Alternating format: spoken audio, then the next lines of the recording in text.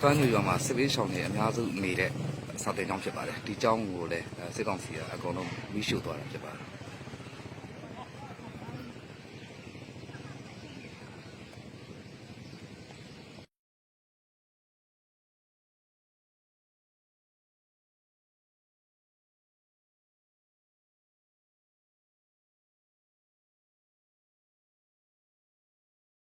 ။ခံထားရပြီဒီ